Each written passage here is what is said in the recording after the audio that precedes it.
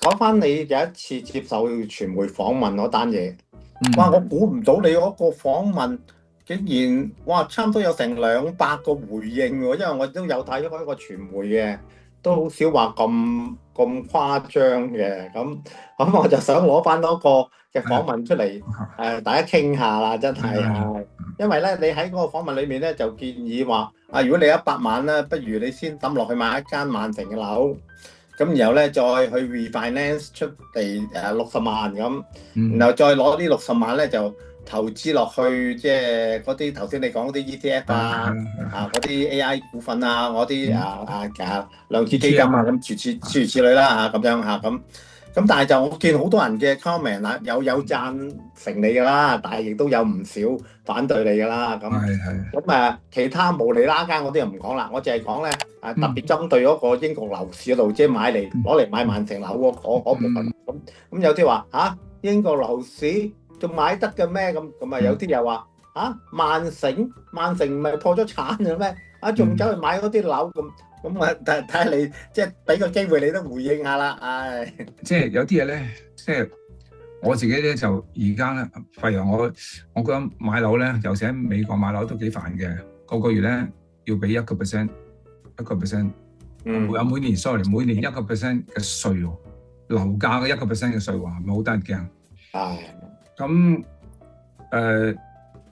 加拿大咧又話啲樓又冧啦。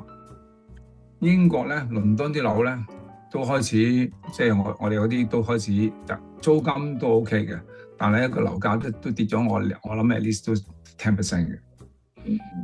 咁但係唯獨咧，你要睇一個供求啦。唯獨咧，咁嗱，譬如如果我要100萬，我都要負責任咧。有啲人咧，你買啲磚頭先嘛。香港人即係我針對有啲香港人佢哋嘅心態啊嘛，你明唔明白啊？咁佢買啲磚頭咧，佢穩陣啲嘛，起碼都攞翻，即係有笪地啊，係嘛？咁所以就話你100萬咧，100萬你去邊度買到一間屋啊？萬城你有機會㗎。OK， 你買之後，你個人踏實啦，啱唔啱？跟住你咪攞一層樓咪去按咗佢，攞錢即係叫個 leverage 個槓桿做大少少啦，咁去做買啲股票啦。咁萬城樓咧，到而家啲人咧，因為倫敦嘅樓太貴，同埋咧 work from home， 尤其是啲嗰啲 connection 咧，有嗰啲 optics 諸如此類，又甚至乎而家有啲Starlink 嘅喺樓上咧，你其實你住邊位度咧，你都基本上咧去個溝通咧好方便嘅 work from home 嗰啲咧，根本上係完全冇問題。咁如果係咁嘅話咧，我做咩要1萬蚊平均一尺嘅樓，我要住嗰度啫。我2個鐘頭之後我就可以2000幾蚊一尺，咁我係咪應該去萬城啊？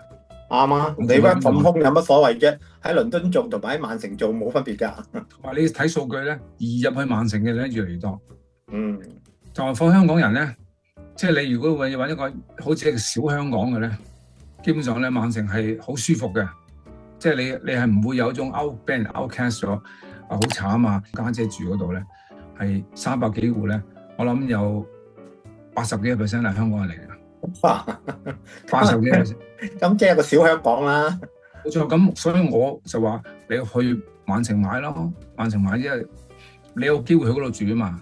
你去澳洲，我唔知有冇機會去，但萬城啊，即係幾乎只要有 BNO 嘅咧，你就有機會去嗰度住，或者你而家唔去住，將來你去住。咁你將來又好，或者啲細路仔大啲，你帶佢去讀書又好，你自己想去嗰度過一啲叫做舒適啲嘅生活啦，咁何樂而不為咧？